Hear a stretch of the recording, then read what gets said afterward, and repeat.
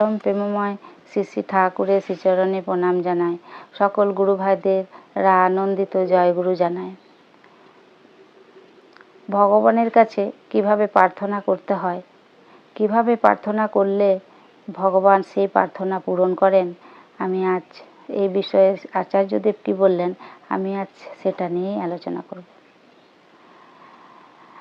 আচার্যদেব বললেন প্রার্থনা দুরকমভাবে করা যায়।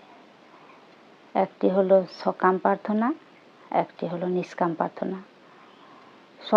আমরা বেশিরভাগ মানুষই কিন্তু সকাম প্রার্থনা করে থাকি। সকাম প্রার্থনা কি? সকাম প্রার্থনা হলো আমরা সব সময় নিজের জন্য চাই, ঠাকুরের কাছে সব সময় নিজের জন্য চাই। সব সময় বলি, ঠাকুর আমার ছেলের যেন ভালো চাকরি হয়, আমার মেয়ের যেন ভালো বিয়ে হয়, আমার স্বামী যেন ভালো থাকে, সব সময় মানে নিজের জন্য চাই। এটাকে সকাম প্রার্থনা বলে। এরকম প্রার্থনা ঠাকুর পূরণ করেন না।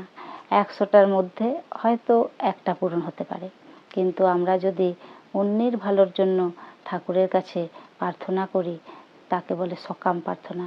যেমন ওনার ছেলের ভালো কাজ হোক, ওনার মেয়ে ভালো চাকরি হোক, এইভাবে অন্যের জন্য যদি আমরা ঠাকুরের কাছে প্রার্থনা জানাই, সেই প্রার্থনা ঠাকুর 100টার মধ্যে 100টাই পূরণ করেন।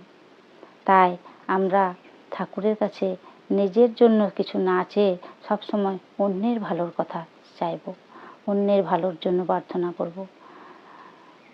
এরকম প্রার্থনা উনি পূরণ করেন।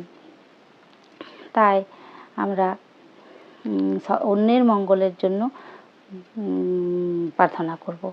এইভাবে যদি আমরা চলতে পারি, তাহলে আমরা সকলেই ভালো থাকব। বন্দে পুরুষোত্তম।